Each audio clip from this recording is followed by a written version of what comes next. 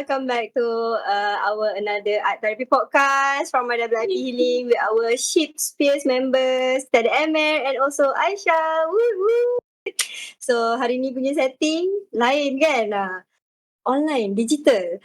And to be part of hari ni punya topik untuk apa yang kita discuss, so we going to talk about finding gratitude through mindfulness. So before kita start dengan conversation ni, mungkin kita boleh minta kita punya speaker kenalkan diri mereka masing-masing. So kita ada Emir dan juga Aisyah. Maybe Aisyah or Emir can start first. Hi, my name is Aisyah. I'm a full-time artist. I live in KL and I have schizoaffective. I've been diagnosed since last year. It's been a year I've been battling about this illness that I have, and Alhamdulillah I'm doing so well. But I will tell you all the details later on. So yeah, Definitely. that's my story. Thank you, Aisha, for taking time also be part of the conversation. And yes, Emir. Hi, my name is Emir Faizal. I'm a part-time artist, part-time lecturer, and also I'm doing freelance work as an artist as well. Live in KL.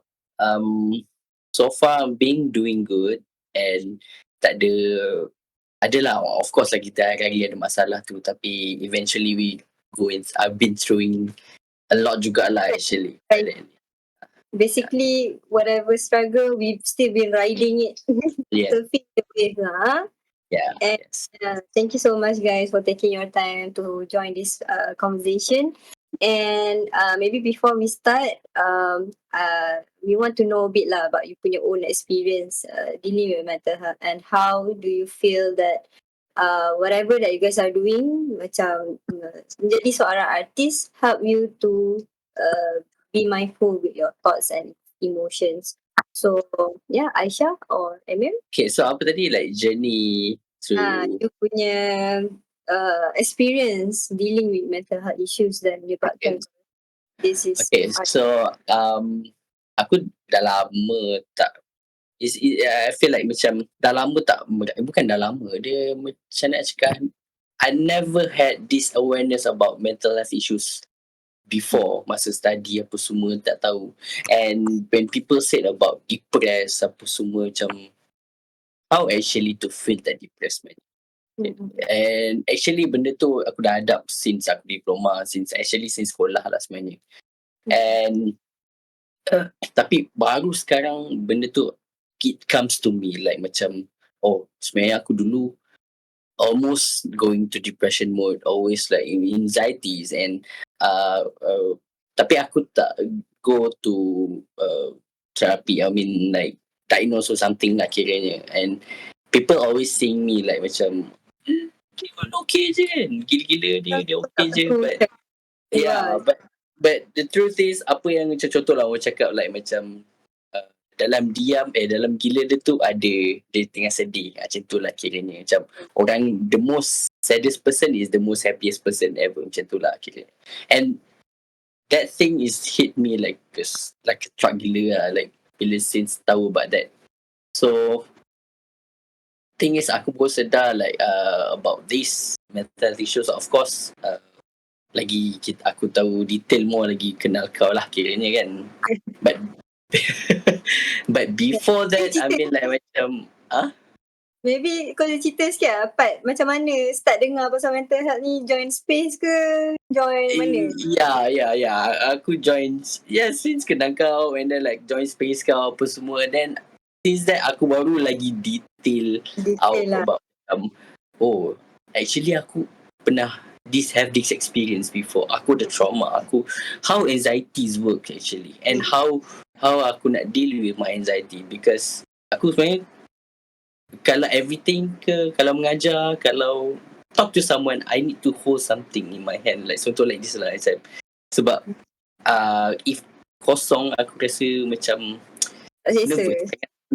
Tangan aku bergegar. So since that aku rasa macam tak boleh, kena ada hold on something, macam tu lah. In fact, cakap dengan mak aku pun, aku tangan aku menggegar, tengah makan pun menggigil, tak tahu kenapa. So nak kata macam tangan aku tak steady hands ke, tak adalah steady, bukit lah steady hand, tapi macam most of people cakap macam kau ni Parkinson ke apa ke, macam aku tak tahu.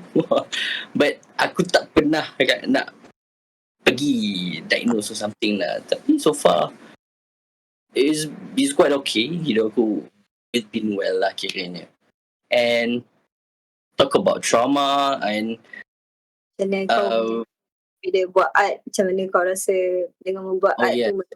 bila buat art, of course kita dealing with the feelings, macam we go into the soul, like macam tengok deep down ourselves, like thinking apa yang kau dah feel before.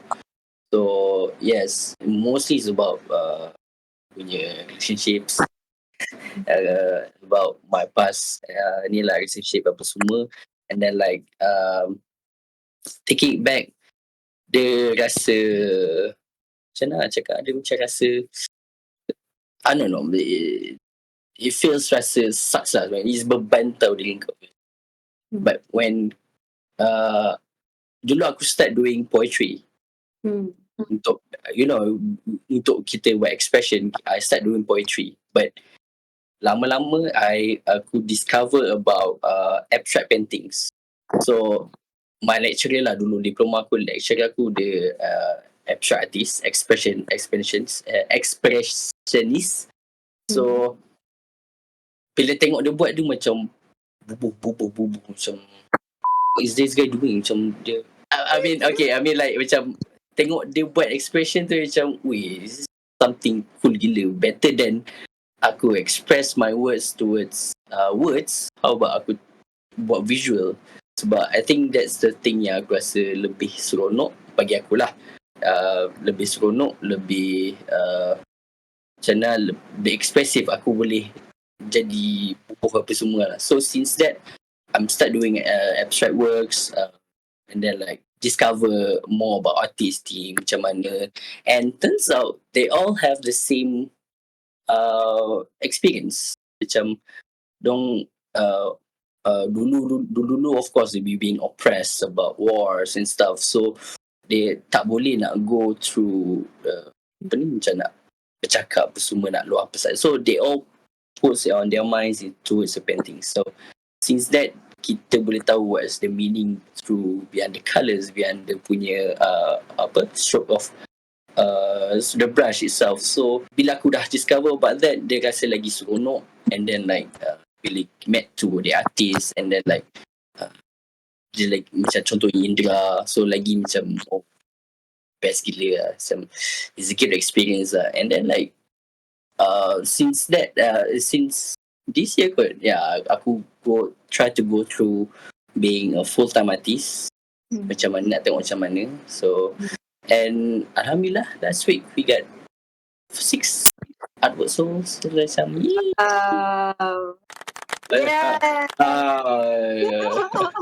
Congratulations.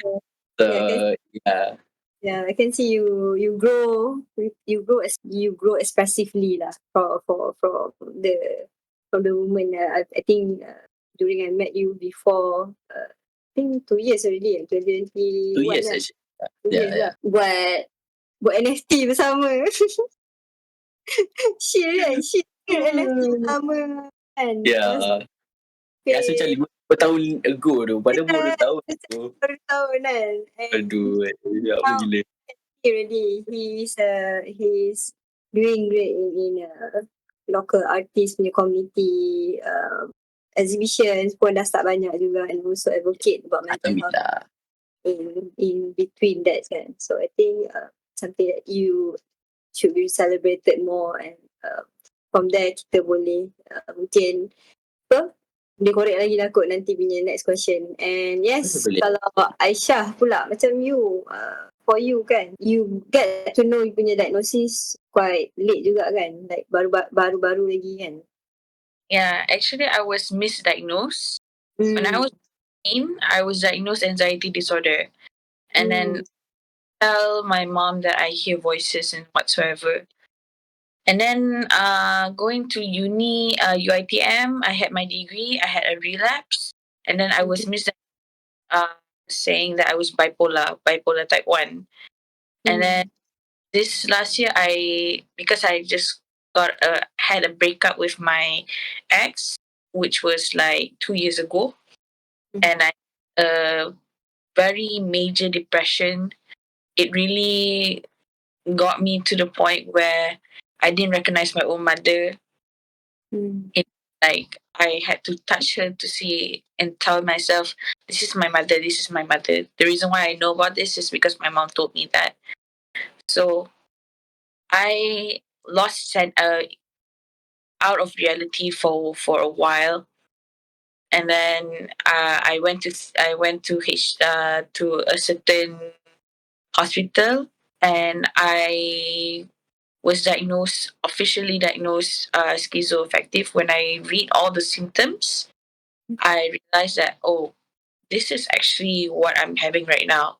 And it felt like some elephant just stomped my heart for being a schizoaffective, because for me, schizo is like the worst uh, is that I've come across. But then I get to know about whip healing, doing art therapy. I don't think you noticed me last year because I was with Cikgu Huda and all. Last year time mana the Is first it art of during the the time Kalasan punya event tu ke? week Bukan. punya tu bukan? I think that one. I see. Uh, Oh, we go long way rupanya. Okay. And then yeah, bila you dah dapat tahu feel like disease, and then you dah start know about WIP, and then how do you find peace, or I find like by art, obviously art, because I've always loved art. So I start scribbling because I've always liked to do scribbles. So because like seumpama macam our life is a mess, everyone's life is a mess, but you can control that mess becoming into something beautiful. That's the definition that I get from scribbles. And another thing about art is that I get to express myself more. I get to, if I hear voices, I'll be like, okay, you know what, I'm gonna yeah, put on my earphone and then start scribbling. I don't care what I'm scribbling. I just want to scribble until I don't hear them anymore, or I feel more calm, and then I don't really care about them. And then and also not on I pray as well. I started to pray. I started recite Quran. So in an Islamic way, in a mental health way, and in Islamic way, I do both so that it's balanced. So more peaceful now. I feel like I'm a lot stronger, and with art, it helps me a lot. And being a full-time artist is really hard, but I was able to make some income from it. Like I just finished commission, and later on they will pay. So I feel like, oh, thank God. I have another commission art that I need to finish up, and I'm able to finish it because I enjoy painting. I enjoy scribbles, and it made me so yeah. thank you so much for sharing your experience and stories. And yeah, I think being a late diagnosed lah kan, maybe I wouldn't relate with exactly how you punya condition, but being late diagnosed about certain mental health disorders, it could be a reset mind of thoughts lah. Rasa macam dunia yang kita pernah hidup before this tak real kan. Macam we have to shift our apa yang kita tahu pasal diri kita, and apa yang kita pernah tahu pasal orang sekeliling, and yeah, we have to reframe a lot of our thoughts and the way of how we see ourselves as well. And I think part of getting to know our diagnosis is help us to understand ourselves better and manage our downfalls better in a way kan. And I think that's part of apa yang sebenarnya macam secara community-nya, bila kita buat art dalam art terapi ya, komuniti bersama kan. Daripada yang tak tahu jadi nak tahu, daripada yang tahu dia nak lebih tahu untuk macam mana nak cari sources yang betul untuk nak get professional help. And daripada situ it's like the journey goes on lah, which is tak ada, kalau tak ada macam mana, kalau tak ada social connection untuk support, we wouldn't feel like it's a need kan untuk Betul. nak take care of ourselves, get to know ourselves better and so on. And yeah, I think to this is like most like macam revisiting balik kot like apa yang kita dah before this pernah buat and apa yang kita dah berjaya tempuhi and lalui, and sebab tu kita punya topik pada hari ni adalah finding gratitude through mindfulness. And I think nanti punya kita boleh kot dah start keluarkan Jamboard, whiteboard, jam Jamboard is a Jamboard. Jamboard. whiteboard yang tu kan. So kita boleh start main. Hari ni kita akan lukis bersama-sama Saya berkolaborasi dengan artis terkenal ni kan, Emel dan juga Oh gila terkenal. kan. Kolaborasi art ni kalau jual ni so and this is the beauty part lah, doing digital punya podcast shoot. We can play around through the apps and stuff kan. Saya ni tak berapa reti sangat apps ni kan, tapi saya cuba. Sama lah kita. Sama. Kan? Hari ni punya topik adalah doodling our gratitude. How the process of kita practice mindfulness ni membantu kita lah untuk mencari erti apa itu rasa bersyukur despite of the struggle that we have to go through. And I think to start with it like macam mungkin one of you can start with from your own experience kan. How did you guys find the connection between gratitude and mindfulness, and macam mana benda tu complement? So contoh macam my own experience, I feel like the connection between mindfulness and gratitude ni kalau kita serabut kan dengan masalah semua, we don't have the time untuk being present and look and try to focus on things that what matters at that time. So let's say masa my own depression phase before this kan, it feels like the world is go against me. Can I even make it to the future? Anxiety kan. Feels like there's no hope anymore. Tak rasa macam kita rasa macam kita punya hidup terpaling teruk, terpaling keanaya, apa je kan, macam-macam lah. And that's where I feel bila kita when my own experience lah, when I start to go therapy, I start taking medication, it's hard, definitely hard untuk nak ni. But one thing yang my therapy ajar adalah every day I have to do like homework session before next therapy untuk practice gratitude journal every day. So every day I have to list out 3 things that I feel gratitude for that day, and my role of how I make it happen. So itu aku punya experience lah. So macam korang, apa korang punya connection like between, macam mana korang practice cari erti gratitude tu through being mindful with your thoughts? When it comes to talk about gratitude, right? It's that we always forget or ignore the little things that are actually enjoyable for us. So we always start, when it comes to gratitude, you start off small. So for example, you are grateful that you woke up. You are grateful that your cat give you kisses, licks on your cheeks. Mana tahu kucing you ada cium you ke apa kan pagi-pagi. So and then like when you have support from your family and friends, that's where you start to realize, oh, I have a lot of things that I'm grateful for.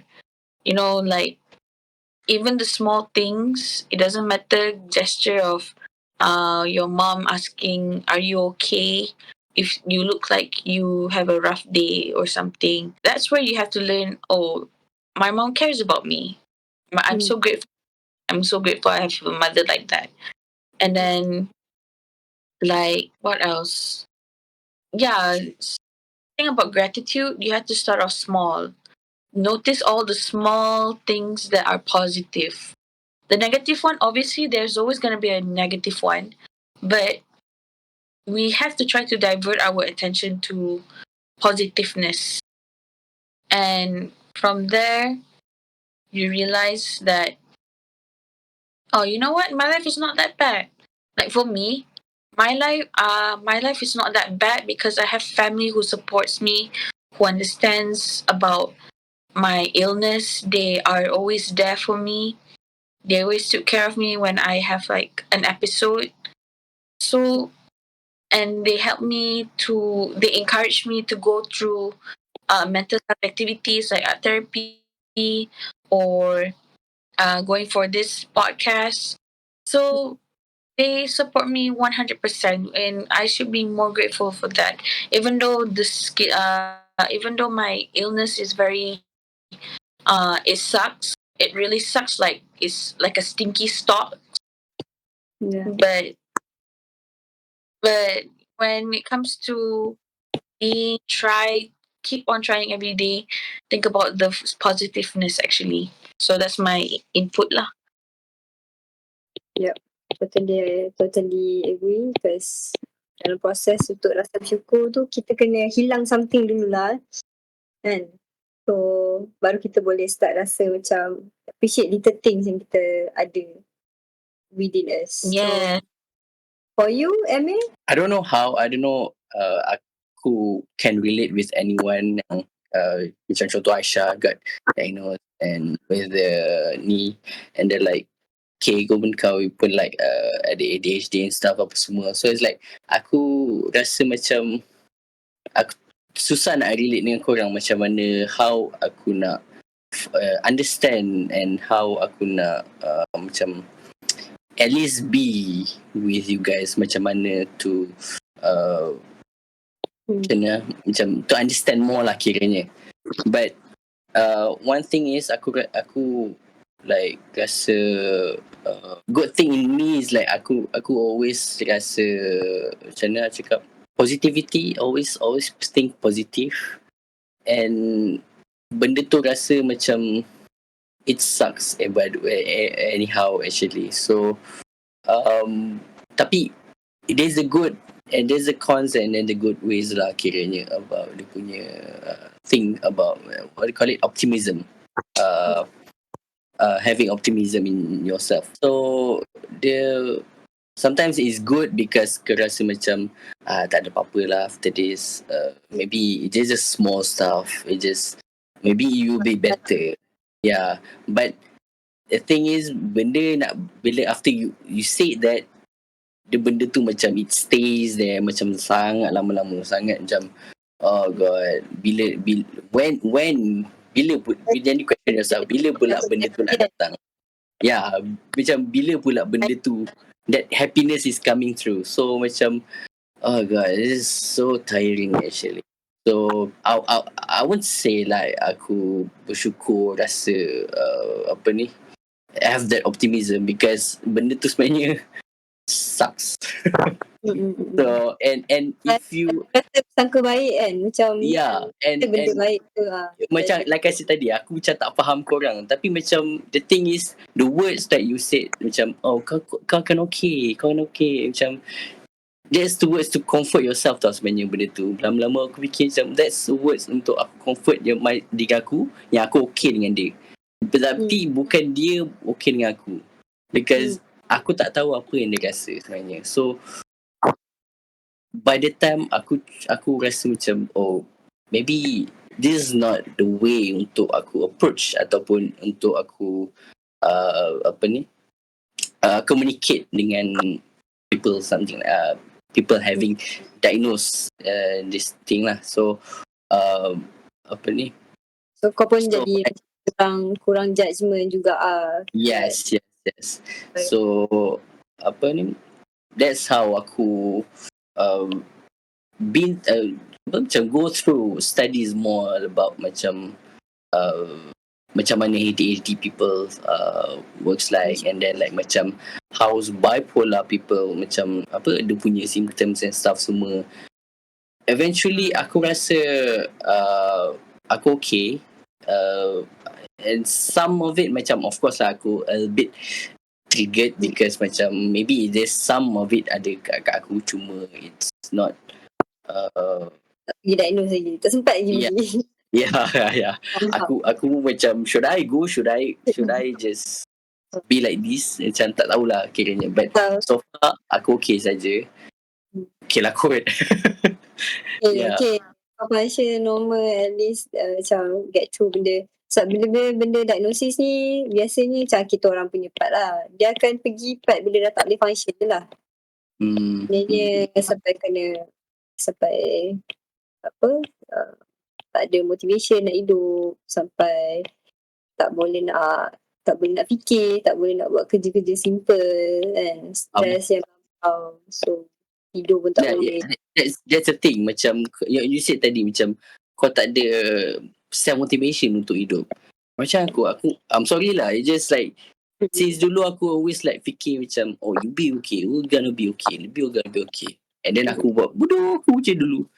Eventually bila aku dah maybe aku dah grown up kot, I think. So the thing is aku rasa macam that those things are it's just benda tu rasa macam no, kau tak boleh cakap benda tu so much into yourself, because benda tu sebenarnya makan diri kau sebenarnya. So Exactly. Yeah, yes. So Tak So, nak if you want to complain, just complain with it, and then like it's okay, you just go with it actually, because kalau you stay with the whole dengan perasaan yang macam kau kan okay sampai bila benda tu, you just hanging by your side macam tu je lah, macam tu. So you tak let go of those feelings. So macam you don't take a leap lah, kira kau tak berani, kau tak keluar. So yeah, eventually aku dah lepas benda tu. Sometimes it's still in me lagi benda tu, perasaan tu, tapi tak hold on lah kiranya, just like macam aku nak cry, aku nak menangis je lah. Yeah. Eventually it's better, it's going better lah. Yeah. So because that's toxic positivity tau actually. Yeah. So ignoring the bad things that is happening to you and saying that you're gonna be okay when actually so it's okay to not be okay. Instead of ignoring it, just embrace that you're not embrace that emotion. Yeah. And then into something healthy. So I understand what you're saying actually, May. So yeah, for me, I think that is toxic positivity, where you shouldn't do that to yourself lah, especially just be kind to yourself. Yeah, yes, of course. And that's and then aku tahu pula okay, maybe this is for discovering about music lah juga. And eventually aku kenal lah, dah dapat dengan this one vocalist from band Hectic, nama dia Haikal ataupun Haik. Dia, the words itself from the lyric, kau akan okay.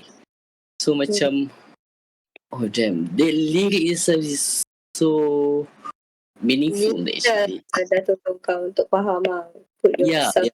Dulu kita dengar macam kita layan cerita lah, tapi bila kau go deep into the words and then like macam how dia sesuaikan dengan lagu, dengan dia lyrics, dengan rhythm, semua macam damn, I need this guy, I need to know this guy. So eventually I met this guy and he gila lah, dia sangat gila, but he always spread a positive vibes lah, always positive vibes. I don't know how he do it, I don't know how they manage untuk cope with himself, tapi macam salute you high lah actually. Shout out to Hectic lah actually. They're one of the bands yang keep me strive lah actually. Yeah, yes. Inspiring you lah in a way. Yeah, yes, one of the bands lah. And macam like I said tadi, is going through mindfulness, is it like mean like ketenangan, right? So both music and then arts, I combine it together, make it like something based from the punya lyrics, I give the expression from the visual lah kiranya. And that's how I actually find my inner peace, peacefulness. Yeah, because rasa seronok bila when you kaji about dia punya lyrics, about the sound, about dia punya music, so everything semua, and then you push into transform into the visual. Dia rasa macam, weh, it's something cool though. So yeah, and start doing since that lah, kira dah start music, and then dah venture to the music tu lagi like macam something I love to develop more. Yeah. of self-discovery kan. Macam Yes, more like more. self-discovery. That's when, yeah. So yeah, I feel like everyone has their own journey when it comes to self-discovery tau. So macam Email, you found like music and art juga. So Yeah. like, and props to you for your release in Spotify. Yeah. Yeah. tak apa lah. Kita promote. Dah. Them in Spotify. Subscribe them. Yay. Thanks guys. So yeah, that's for me lah. Yeah. Yeah, I think bila kita cakap pasal progress healing ni kan, even orang rasa macam tak ada diagnosis boleh healing kan apa benda kan. So sebab tu Yeah. bila for us macam when I first started WIP, that's why I put it work in progress lah. Because I believe everyone is at their own work in progress healing.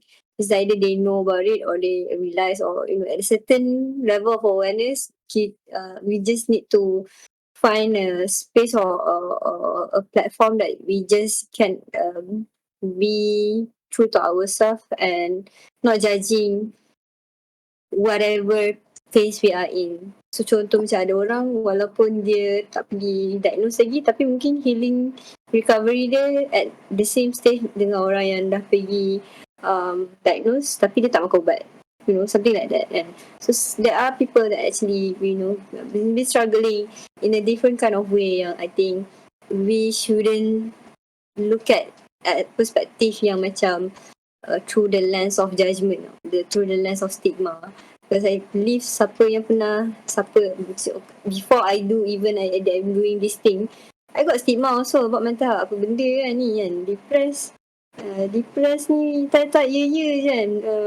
Biasa tu hidup ni stress kan. Ada orang lagi hidup dia lagi teruk kan. Kau nak depressed kan. Ada orang lagi macam apa contoh sekarang kan, kes dekat Gaza has been a reference for every Asian mom to ask us to be gratitude in life. Like orang dekat sana tu perang-perang tak cukup makan, kau kat sini apa yang tak puas hati macam tu lah, something like that. I feel like we have been gaslight our feelings and emotion a lot. That I think that culture has teach us to not embrace emotion in a healthy way and process our emotion in a healthy way.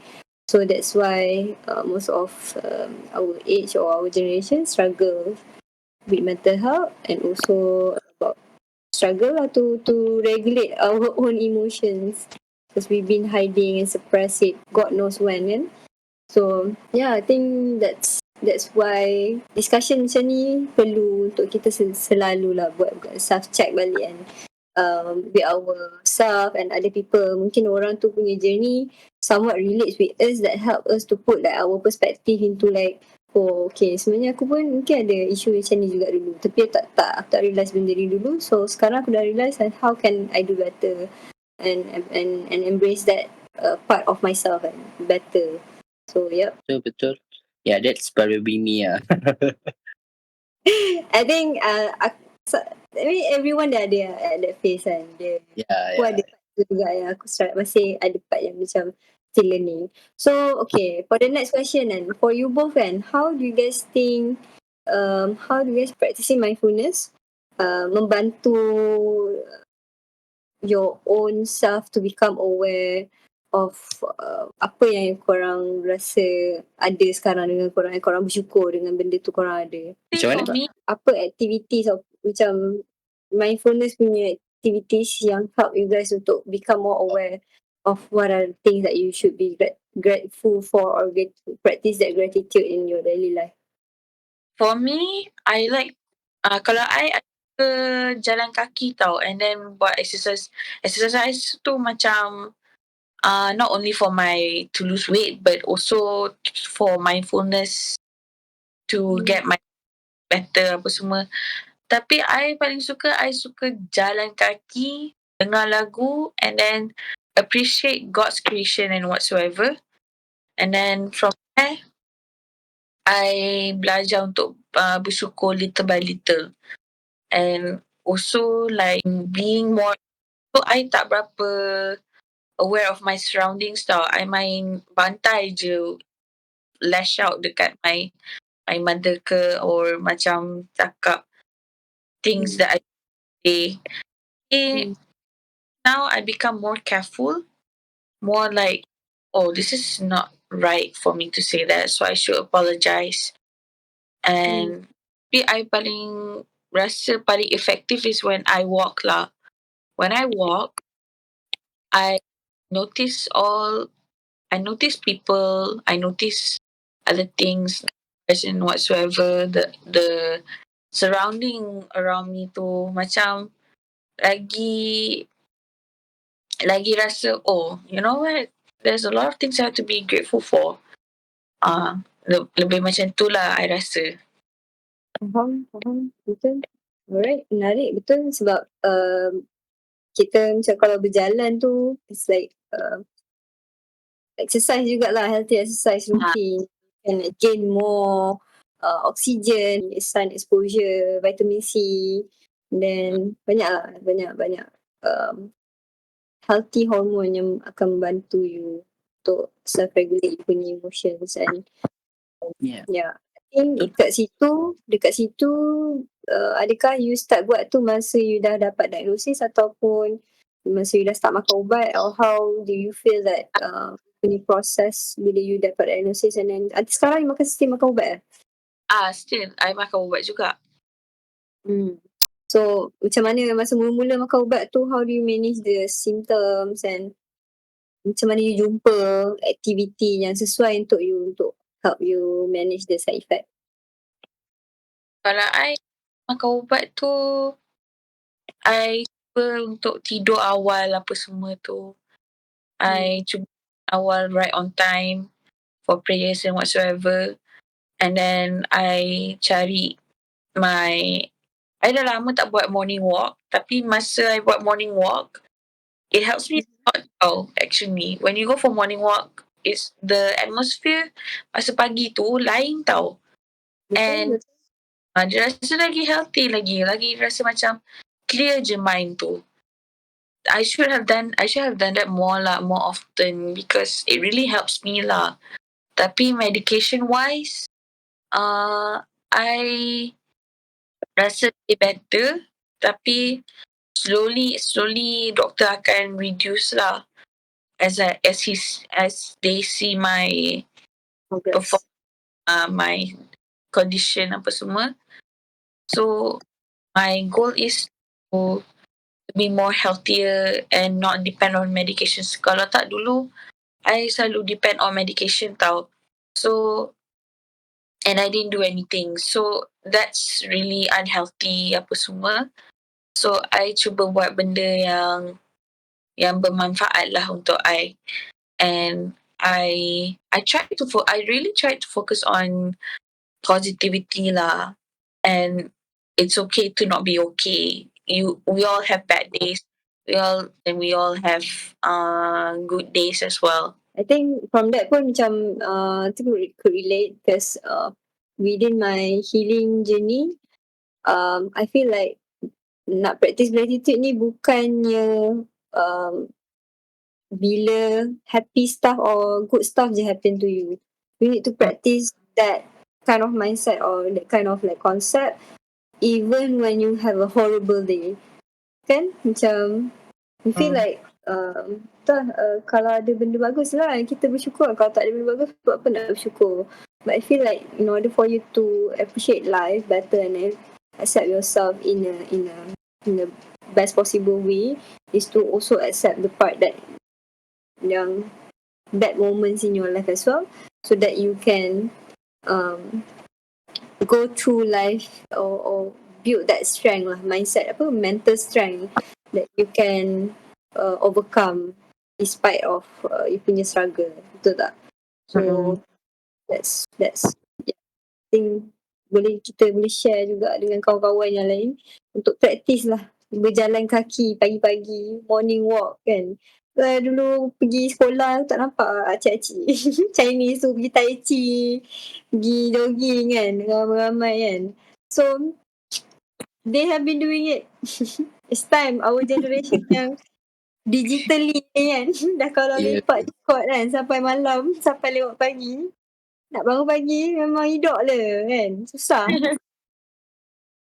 Actually, jalan is good tau sebenarnya, because okay, for me, I personally tak ada kereta. Yet, don't have a car yet, okay. But since dah lama lah, like maybe sekolah kot, aku suka berjalan tau. So discover more, and then like doing street photography, it's a good way to practice. It's a good one of the way to practice is to be with yourself lah sebenarnya. Macam aku dulu, aku I don't know, I'm go tak tahu lah, macam terdetik hati, always macam rasa macam seronoknya kalau dapat gambar, seronoknya kalau buat macam ni, seronoknya. So the thing is, I'm agree with Aisyah, like macam if Aisyah like macam the listening to music is, for I dulu I tangkap gambar, street photography. So with photography you can capture people in action, people yang macam tengah makan ke apa ke, it's memanglah rasa rasa tak appropriate kan, tapi macam it's a good way to practice, to actually to appreciate the surrounding actually. So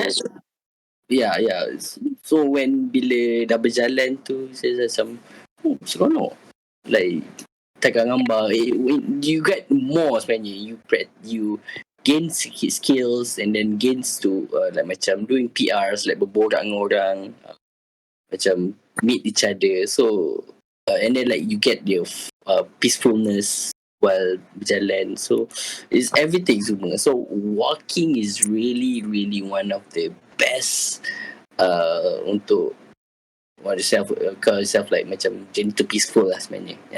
So ingatlah kawan-kawan, siapa yang melihat dan mendengar kita punya podcast hari ni, banyak-banyaklah kan.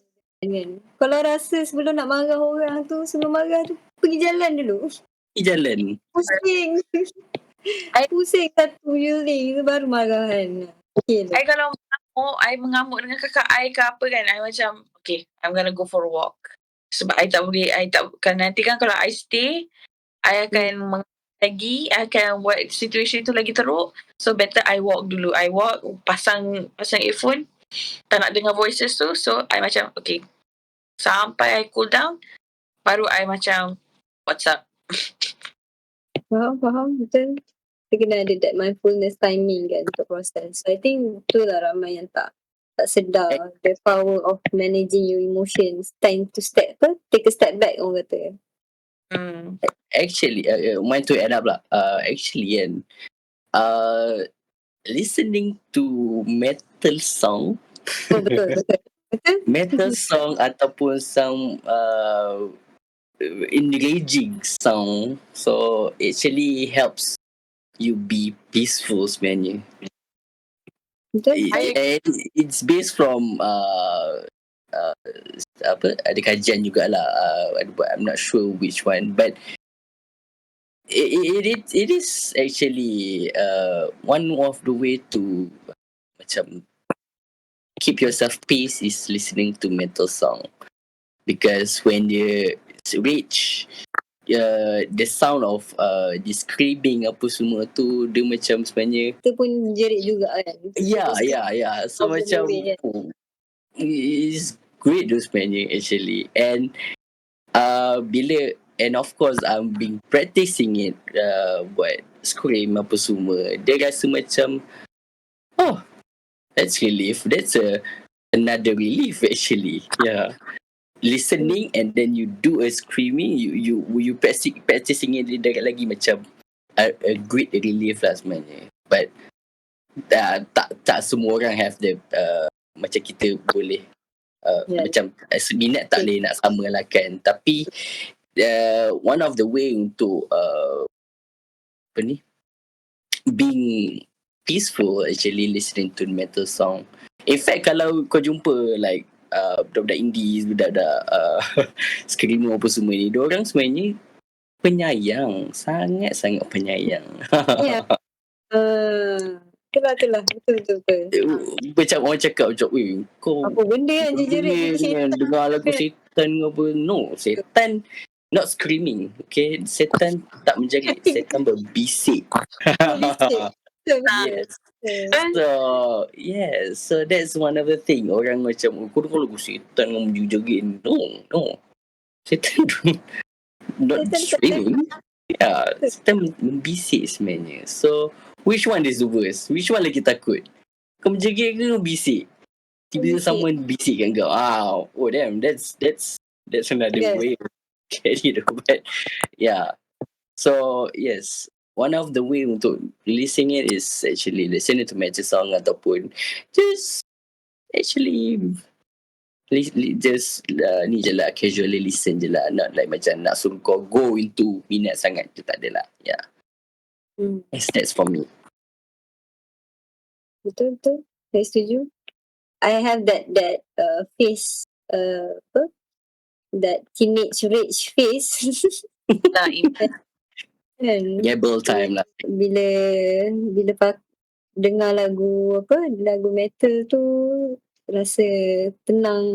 Nak marah orang tu tak marah juga, but still like you can process that anger through the songs, and you don't really have to waste you punya energy to other people. So just Yes.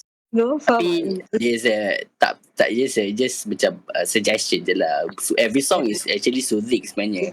Depends on someone's punya preference. So yeah. Tu dulu masa zaman study kan, rage teenage age. Sekarang ni dengar lagu macam, for me yang soothing adalah lagu house EDM. Yang repetitive sound beats like that I feel like okay, I don't have to think much. So I think kalau tengok balik macam the process of time tengah depressed dulu tu, dia ada tema dia punya lagu tu. Kejap lagu apa ni, kejap lagu rap, lagu suicidal, lagu sedih. Suka lagu apa ni, ceria. Lepas tu lagu house EDM. Is it kau ada playlist ke? Kau ada playlist untuk macam for the certain occasion ke? Aku rasa kalau Spotify tu dia ada playlist aku punya face tu. So setiap tahun dia ada different genre. Ada different genre. So yeah, I think that's how I feel. Music helps me to express certain feelings that I don't know how to express. And yeah, macam you Aisyah, you ada certain ni ke anime song lah? For me, I prefer R&B. R&B. Tapi I dengar juga rock songs, heavy metal juga. And betul apa Ime cakap, it doesn't really, macam mana nak cakap, it makes you feel calm tau after that. It doesn't make you want to piss off anyone ke apa. And bukannya jerit macam setan bisik. So I rasa macam bila I dengar heavy metal tu kan, yang macam menjerit apa semua tu, I feel a lot calmer actually. I rasa macam I punya geram tu, I punya rasa marah tu terus macam hilang macam tu je. But I also listen to ayat ruqyah as well during the night. Ada time kita nak dengar metal rock sampai kita nak menjerit and rasa puas. But there are times that we need to calm down with ayat ruqyah or any Quran any surah. So it's like you balance yourself lah, whether you want to go for Islamic or you want to go something that you like. It's not wrong. It's never wrong actually. So yeah, for me I prefer R&B, indie songs, the Strokes semua tu. So yeah, I mean I listen to a lot of songs, but heavy metal I agree with Email lah. So yeah. Yeah, right. Thank you guys. So, yes, itu adalah kita punya second lah kan. So, basically you guys punya mindfulness activities that help you guys to find a way to appreciate life, to practice gratitude is through arts lah. It's either listening to music, exercise, walking. It's really helpful for us to like, get our energy centered lah before we can invest our energy to anyone else or to the whole world punya issues and problem kan. And I think after that punya soalan mungkin lebih kepada apa you guys punya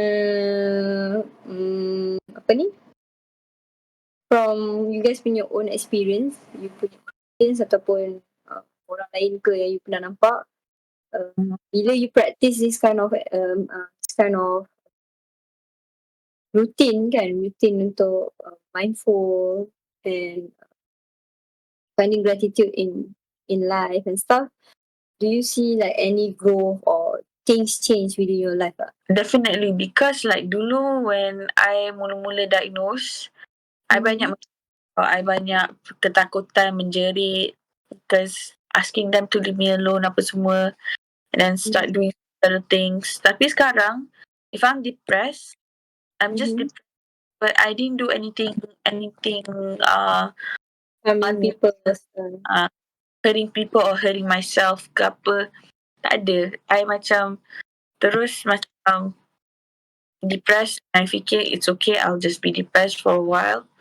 I akan nangis, I will talk to someone, and after that I feel a lot better, or I go to sleep terus, and then I will feel a lot better.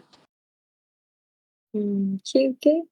So macam you, Amy? Actually aku dah start saying it bila aku dah join Cats Nation actually. Yeah. Because dulu I've been practicing arts since sekolah lagi actually. Start with the photographies and then like going ventures to poetries, and then abstract art and then like graphics, design semua tu. It's dia punya experience, getting new experience is there lah. Cuma when aku join KSK Nation tu, aku rasa macam maybe this is something aku boleh enhancekan lagi aku punya skill, aku punya make myself better lah sebenarnya. And alhamdulillah, I would say aku rasa aku dah ada direction lah kini. Ada sense of direction lah, because aku buat semua benda actually. Semua benda, types of art semua aku buat. Tapi aku tak tahu which direction I want to go actually. So bila meet Hakim, meet Haris and most of the artists semua, so I feel like macam okay, there's a community, there's a to discover macam, discover everyone's punya potential and skills, everything semua. So macam aku dah boleh go and then gain more experience from them. So since awal-awal aku dah masuk, saya macam okay, maybe aku at first aku just macam maybe aku just boleh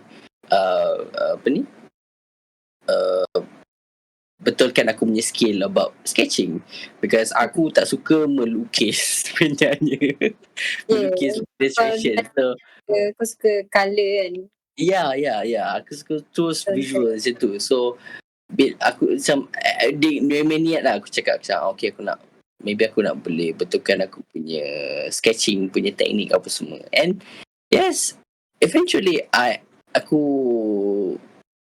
taklah nak kata it's cantik yang aku sangkakan, tapi actually aku banyak improving while doing sketching, and aku lepak dengan hari-hari pun, it's like macam he sees my progress arts and everything semua. Dia cakap, weh, kau punya composition is getting good. Macam, oh, okay. I never realised that. Bila dia tegur, aku rasa macam, wah, I've made a big progress actually. Yeah. So since that, macam aku rasa macam, okay, maybe can do more lagi. And until now, aku dah kenal lots of people macam mana, and aku rasa macam, okay, aku boleh channel out more lagi aku punya, maybe about photography ke, and about design skills, everything semua. And they're really helpful actually. So from what I can see, aku improve myself better since aku start join KLSN until now. Memang aku nampak big progress of my life lah sebenarnya. Yeah. Instead lah aku rasa macam, aku buat design je. Macam design sampai bila. Aku tak nampak aku achievement yang better.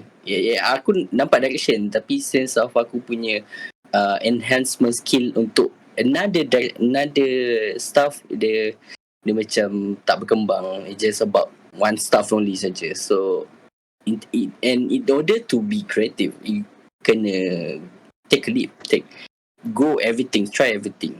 So aku percaya about that, and aku dah ventured about most of the things lah sebenarnya. Tapi adalah aku try and aku tak minat sangat, and so yeah, I just leave it.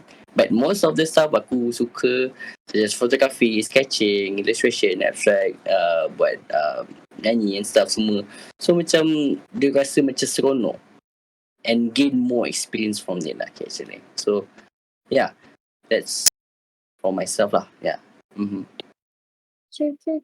Right. So macam aku punya experience maybe more kepada ni kot, the beza before practice gratitude, macam before go through all this healing process, recovery process and stuff. Aku tahu aku jenis yang suka complain banyak. Okay. Ada benda komplain. Benda kat dalam social media ke apa kan, kalau boleh komplain. Oh yes. Faham. Lagi kat Twitter, right? Yes. Benda boleh bitter. But when I start to understand about the importance of what we say to ourselves or how we think can affect our life and manifest into real life, aku start practice that gratitude and find like ways to practice mindful through connecting to people, to do art, exercise, join community event, volunteering, and also a lot of stuff lah. Memang jenis yang I want to find kita start depressed kan, kita tak rasa macam life is meaningful, life is hopeful. So that's where aku start rasa macam kena cari benda tu beyond apa yang dalam environment yang aku ada sekarang.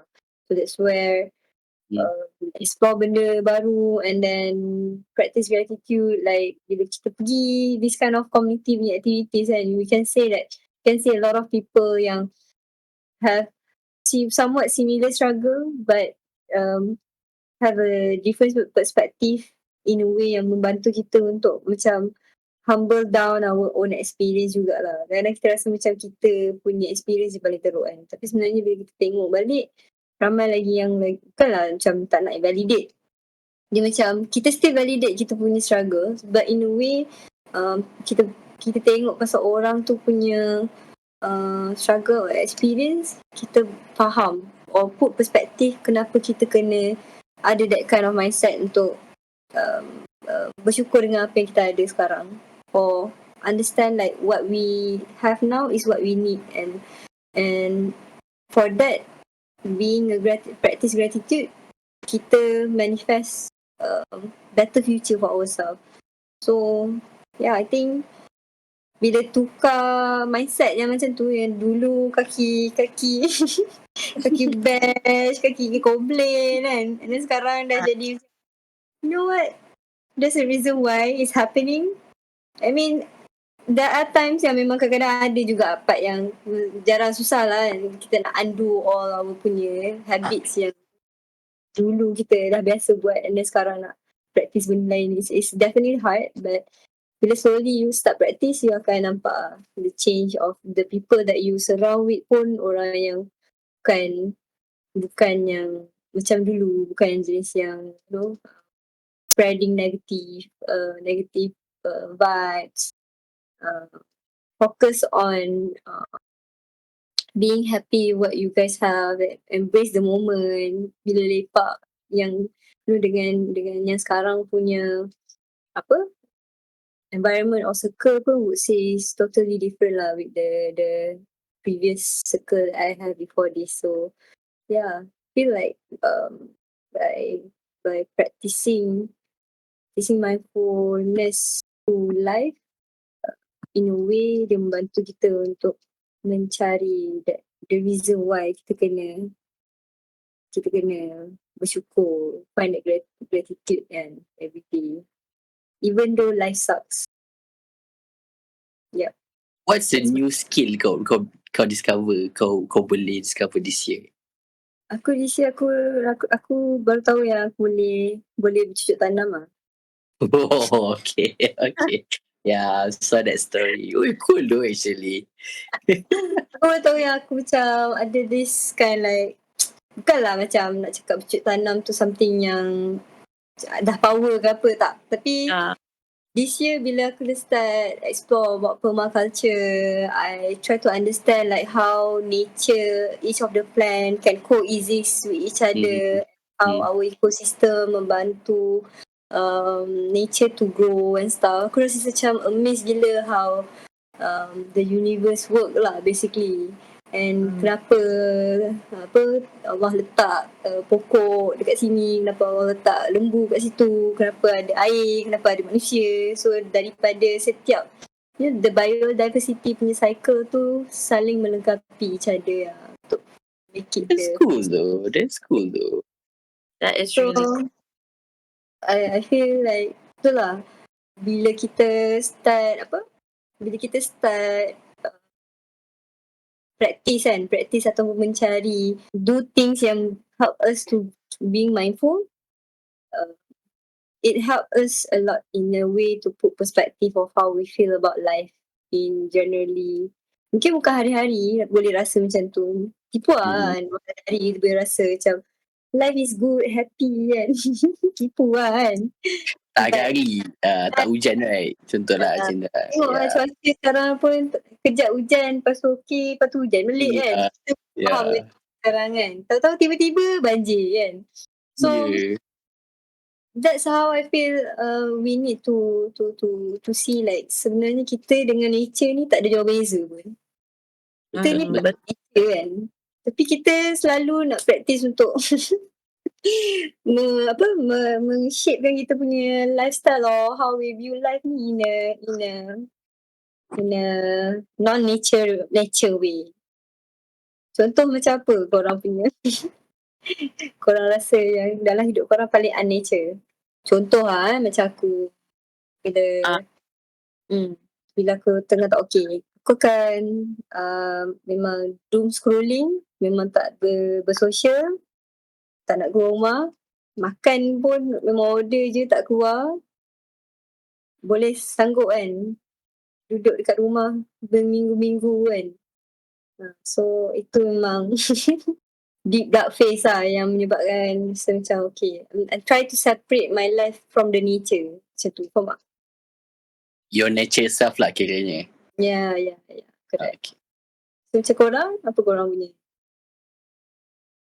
For me, is when you push yourself too hard tau. That's unnatural. Betul? Push yourself too hard, saying that you want to do this, you want to be this in a year or in 6 months or in a week. Tapi ni lah kan macam apa ni, putting unrealistic punya expectation. So, Bila buat macam tu, it's unnatural tau. You're not taking time off for your own to trust the process tau. Instead you do to push yourself that too hard sampai you get burnt out tau. So it is unnatural lah. faham. So when do you realize that you being unnatural to yourself? It's when I didn't see the progress as how I want tau. So when I do that, I realize like I shouldn't push myself so hard. Like for example, nak kurang nak apa? Nak nak lose weight kan? Nak lose weight dalam 2 minggu. It's impossible.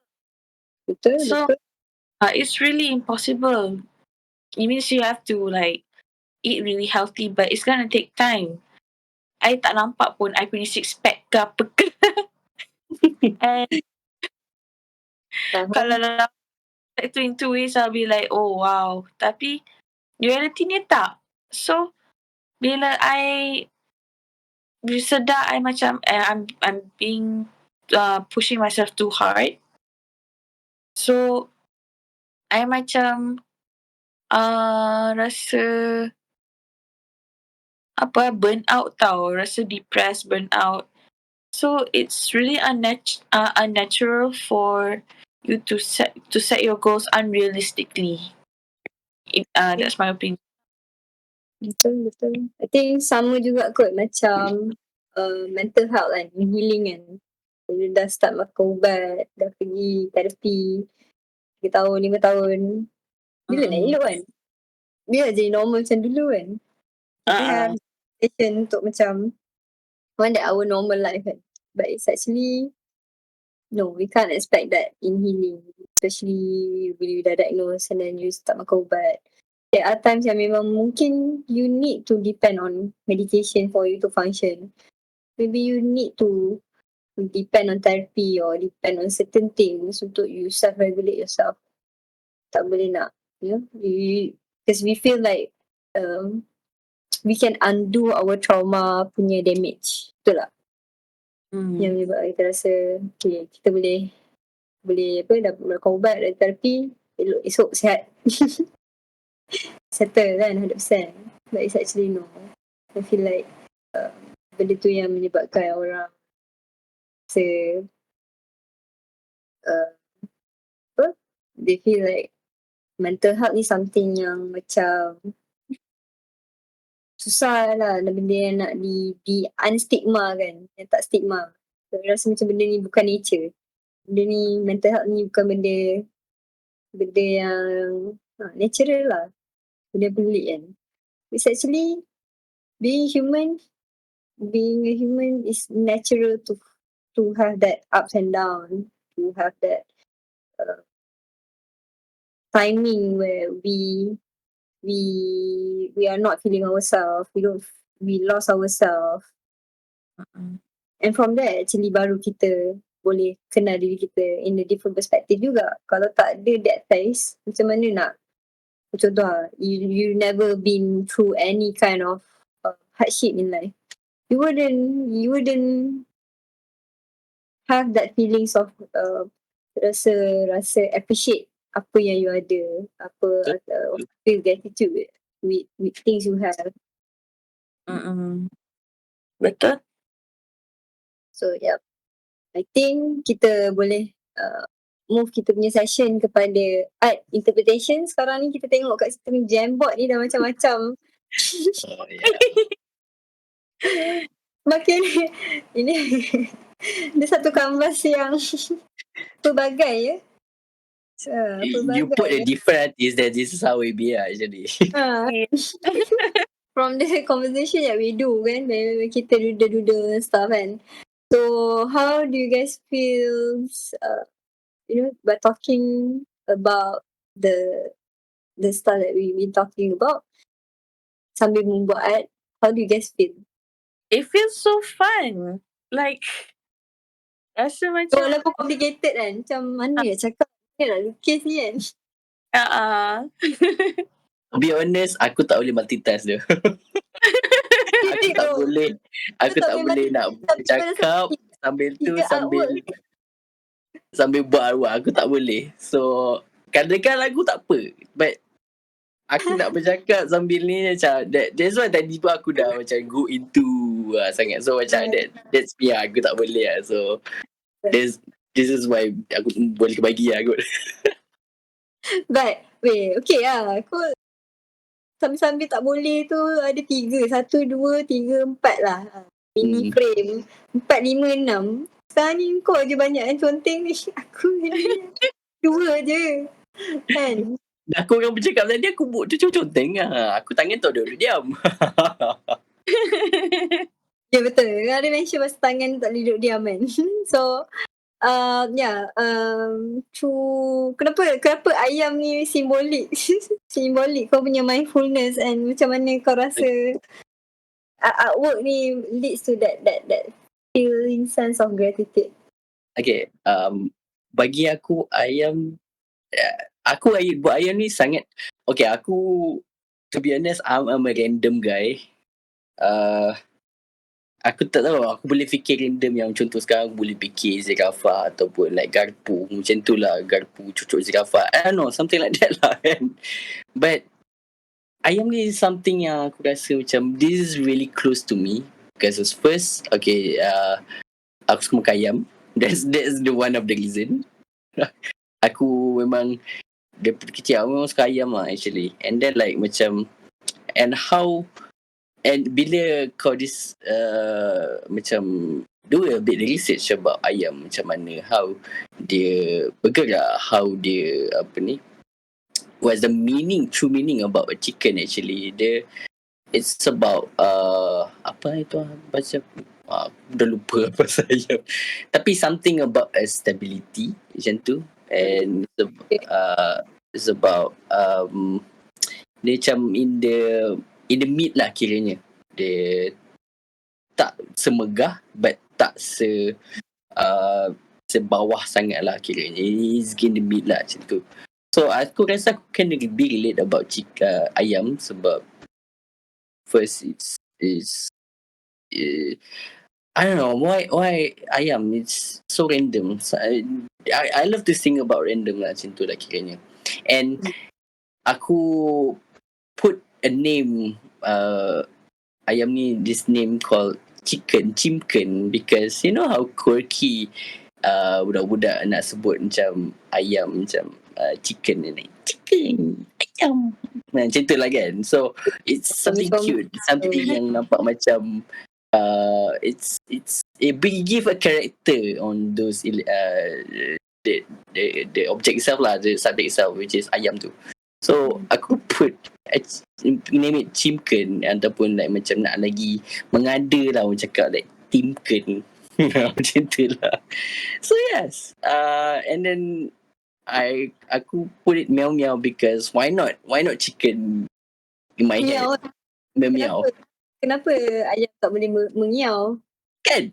I mean like hidup dia random. Yeah, bagi random ni dia meow meow. So macam okay, I love to see everyone's reaction yang macam kenapa ayam meow? Kenapa ayam tu meow? Kenapa?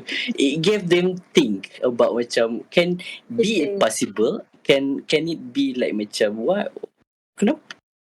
For some people yang macam okay, it can, yang boleh tolerate and cannot tolerate, which is yang tolerate tu macam wah dia gelak sekali and give more ideas, input lagi. So macam aku suka that. And for those yang macam feel like macam why, macam kau nak question it, why, macam kenapa ayam tu meow meow, kenapa ayam tu duduk macam terkangkang macam tu, macam why you put it in such effort on this, macam why you thinking about it? Aku tak fikir apa, aku just do it and it tracks you. Why it tracks you? So aku suka give that ni lah question on it lah macam tu. So yes, that's a chicken mengenyau. Don't ask me why, but yes, it is what it is. And okay, there's another thing about aku punya color visual abstract ni. Okay, actually aku ada 3 of style lah sebenarnya. First, kalau can see here, it is about ayam tu, illustration. Second, which is the yang bawah tu ada gambar like a scenery. Uh, and I always put it dekat Instagram, dekat and what we call it expressionism lah. Impressionism punya style. The thing is about this scene, actually it's doesn't exist in anywhere. I don't think it exists, ataupun ada kat luar lah, tapi cuma aku tak ada duit untuk travel. But it always pop in my head yang macam kalau aku rasa penat atau aku rasa macam I need to be somewhere peaceful and macam okay, the thing yang aku suka about one words dari cerita cerita apa tu yang lately the best tu Imaginor. The lastly bila Nur itu cakap about think about your happy place. Okay, that's triggered me untuk to say a word, to say macam this is actually my happy place actually.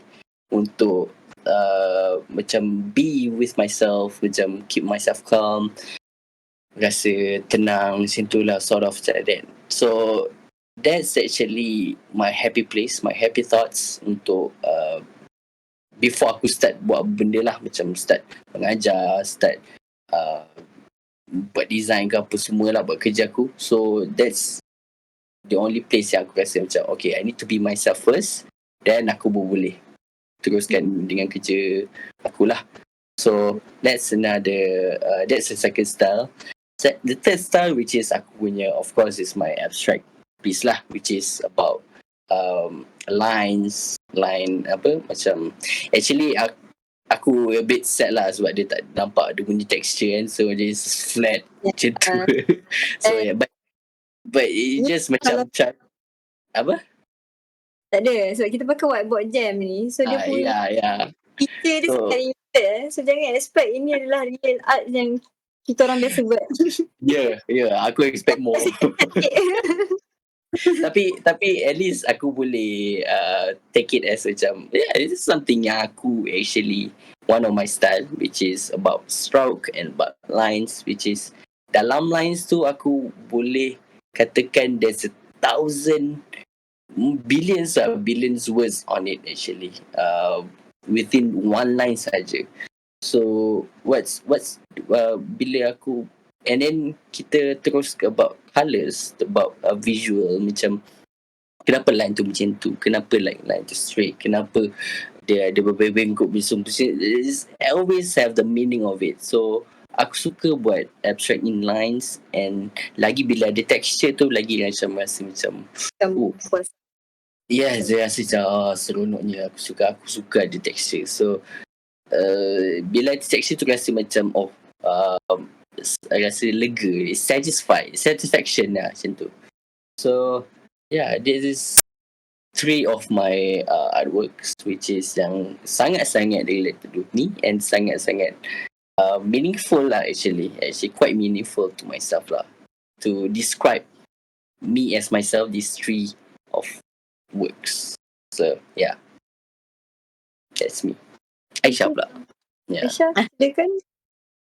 Mine is about a princess yang princess yang gratefulness apa semua. Yang tengah-tengah tu macam dia tiup debu-debu dekat ayam tu kan, macam okay, sorry. I main lukis just because when we're talking about mindfulness, I just think of how beautiful being grateful, gratitude is actually. So when I always like princess, I'm a Disney princess kind of fan, so I just draw some princess kind of thing, and then lukis sparkle ni bagi nampak macam dia nak tebalkan sparkles. sparkle. So sebenarnya I nak buat scribble, tapi masalahnya I pakai phone. So I hanya boleh pakai guna tangan je. So buruk gila. Aduh. Faham tu. Tak apa, faham. Yang pakai pen struggle je. It's Pen okay pun lah. buruk tau. Ah. Ini pun cover-cover pakai emoji je ni kan. Pakai emoji, pakai GIF. So yeah, I think so what Z punya resemble bila you scribble selalu memang nampak figure wanita. Nampak figure wanita. And then nampaklah figure budak ke apa ke. Anything that I to create actually. Kalau scribble ni, I memang dari dulu suka scribble.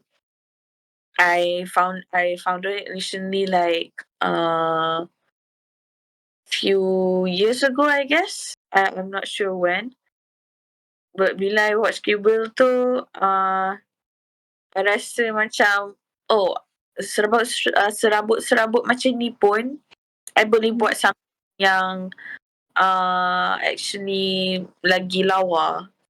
Serabut, I can do something really, really beautiful. So since I cannot do scribble, I just do some sparkly things. So yang princess perempuan ni, dia macam seumpama macam she has her gratefulness all around her, even her gown and whatsoever. So when she open up her hands, she is trying to spread that positivity and gratitude. So yang scribble, I memang suka scribble lah. I suka, especially my message about ada content ni juga. When it comes to special needs children, I bukan saja schizoaffective, I pun dyslexic. Dyslexia. So and also I ajar budak special needs before this. So I macam nak bagi awareness to people about special needs students, special needs children in content lah. Tapi in scribble, in my style, which is scribble. So I plan to do scribble series of special needs children, and then also apa lagi, mental health punya awareness as well. So hopefully you guys stay tuned lah to my upcoming Wait. Nice. Yes. Yeah, I think we need more like macam artists yang can do education aid for special needs people, because it's so hard to to apa yang kita ada in education system sekarang definitely is not suitable to cater all the special needs yang ada kan. Macam kat sekolah-sekolah pun special needs satu kelas khas tu semua campur kat situ kan. Yang dyslexic ke, yang autistic ke, yang Down syndrome ke, Down syndrome or kurang upaya fizikal pun dia masuk dekat area macam tu. So tapi I rasa Down syndrome dengan Down syndrome susah nak dapat yang orang macam government punya tak accept untuk Down syndrome. ramai. Actually, mad respect to those yang boleh handle tu. Actually, it's not the easiest job ever tu. I think that's the gila lah. I think you can go crazy as well lah. Tapi if you can like handle those kids, you are great clap on you are power. You are the power. You are the most, have the kesabaran yang paling top tier. Yeah. I cannot do.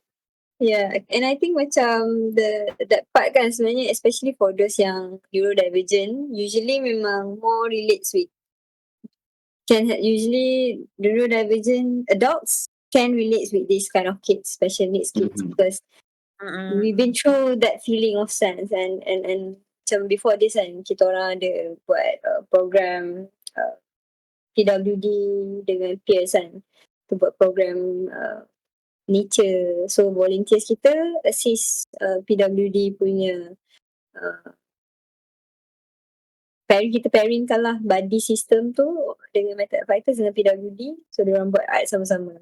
So from there it's actually helping both ways juga to see like each of them struggle in a different way, in a different ability, tapi masih lagi boleh we can still have like the real connection, genuine connection that help them to feel comfortable with each other juga. So in a way, itulah I think kita kena banyak ada volunteering program dengan orang-orang OKU ni sebab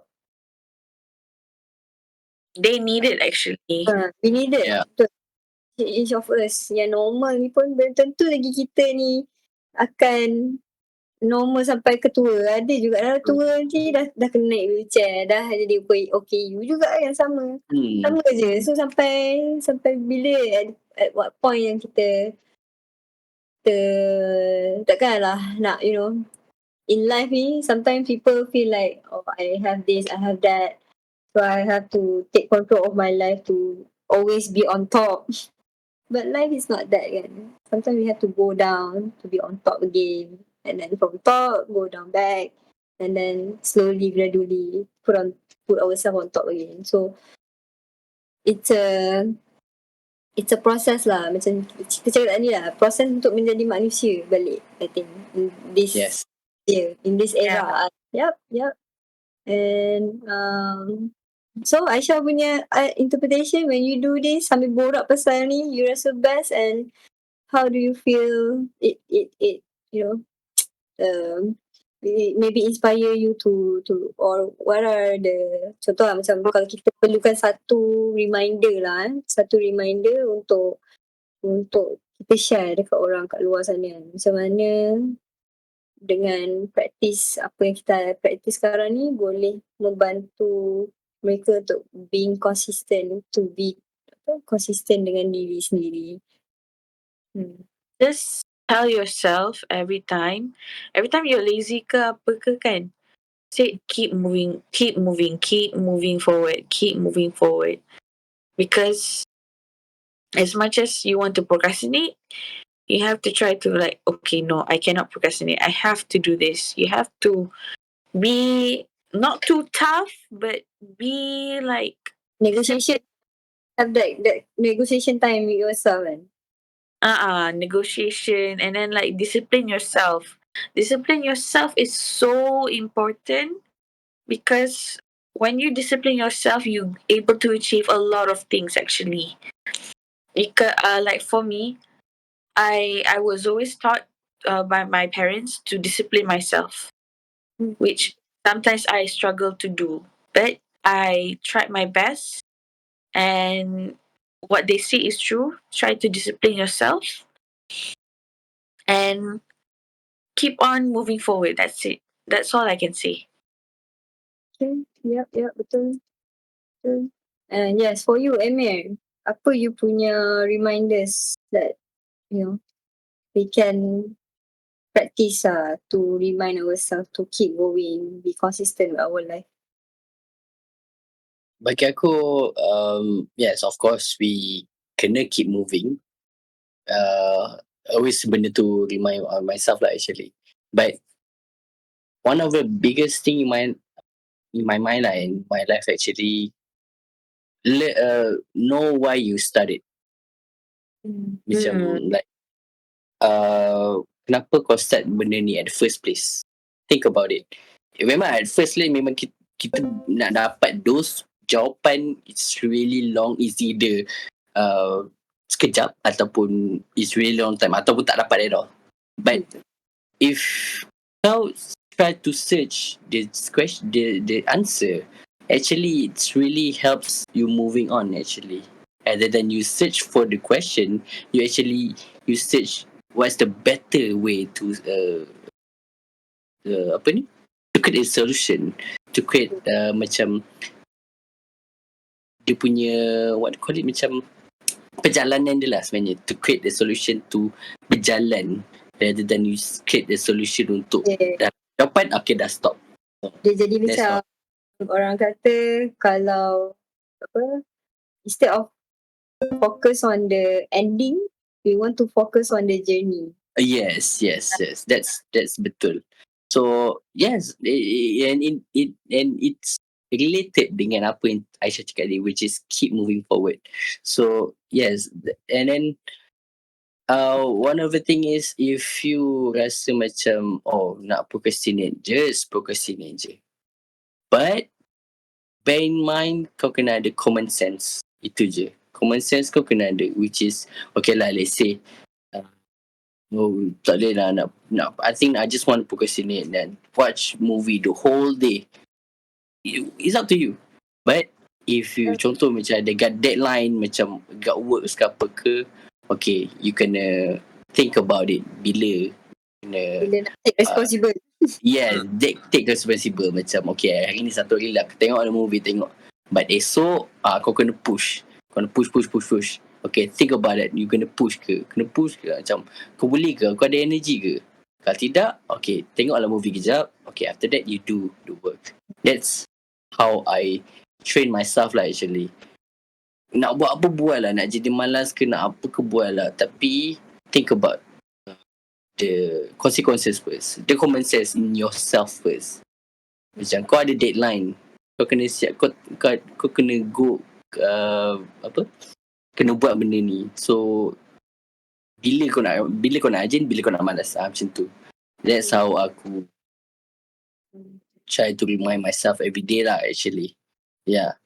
But it's up to everyone macam how dia perceive dia punya life macam mana. Tapi that's how I learn from the best, not from the best lah. I mean, that's how I cope myself every day lah actually. So yeah. Okay. Alright. Thank you. And I think for me, most likely it's about like the reminder is, of course, despite of the mindset of how we want to keep going, how we want to striving, stuff like that, can understand that be nice lah to ourselves first and understand our needs and limitations, because sometimes we pushing ourselves to the point yang kita tak sedar kita menganiaya diri sendiri. Contoh macam procrastinate kan. Kalau selalu saya procrastinate sampai to the point menganiaya diri sendiri, tak buat kerja, lepas tu stress, unnecessary stress, lepas tu all these things keep coming back balik and giving you all the problems. There's no point juga. So and of course in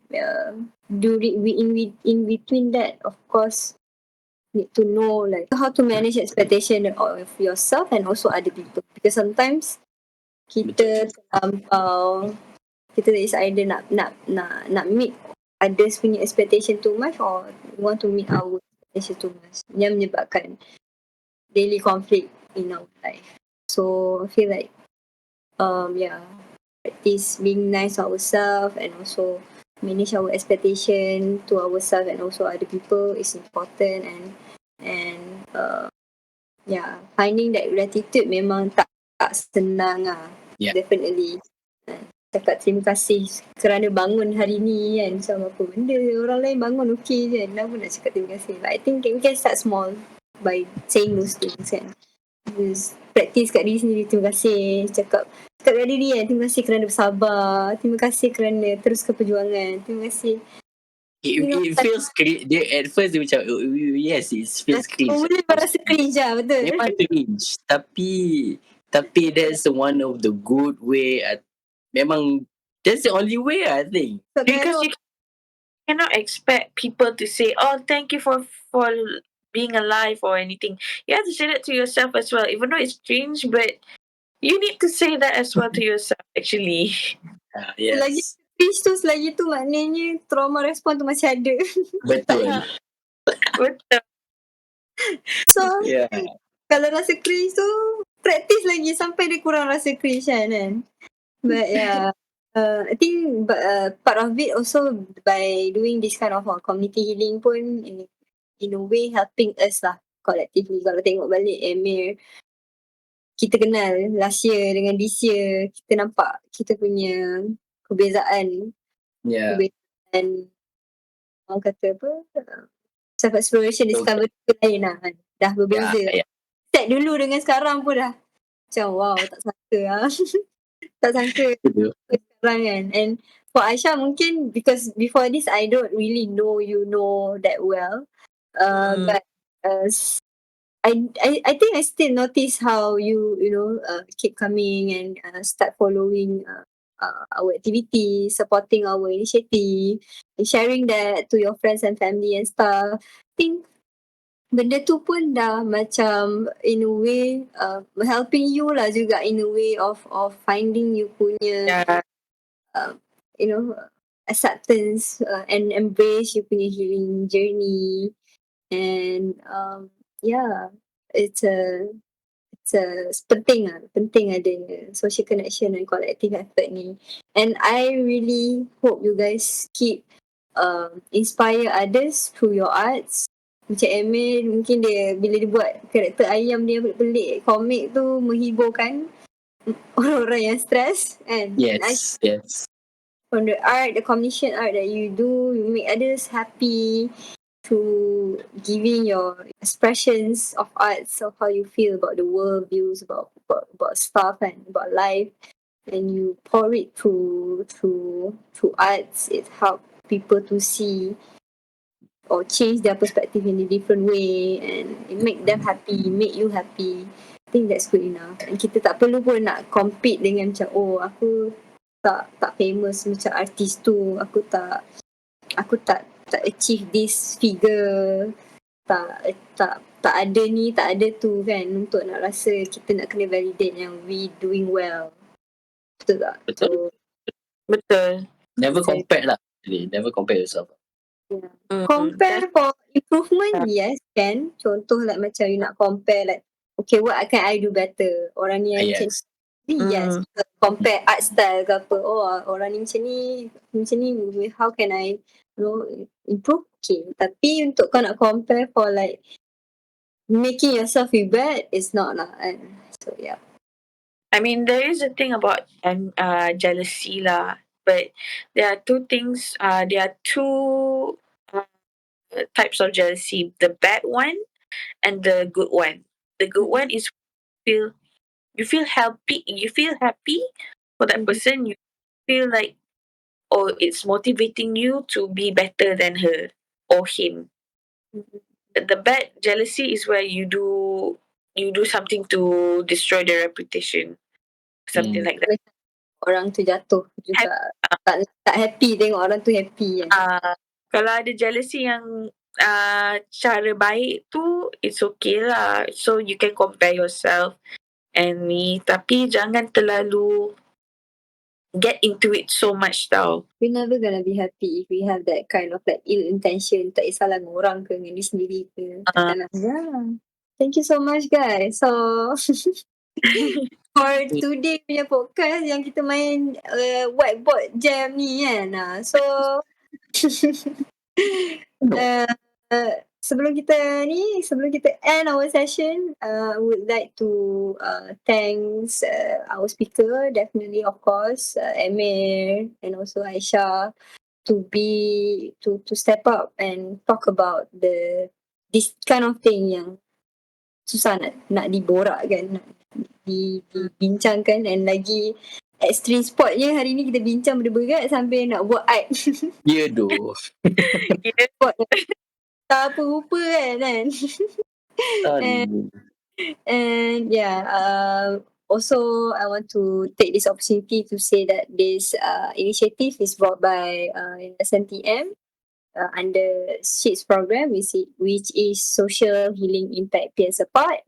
And part of our initiative, we want to empower and bring our peers to have this kind of platform to use for them to share their punya experience, to speak up more about the stigma about mental health and how this experience help us to grow individually and collectively. And yeah, thank you for those yang tengok kita punya podcast ni daripada awal sampai habis. And kalau rasa membantu, klik like, share. Macam mana boleh ada benda tu? Ada konfeti, aku tak tahu. Okay, right, okay. Cool gila macam. Yes, and I hope I see you guys in different episode and stuff. And don't forget to like, share, comment, subscribe. Ada apa-apa benda nak promote korang? Tak ada? Tak. Tak apa. Itu Next time. dengar. Tak payah dengar lagu. Tak payah. Okay.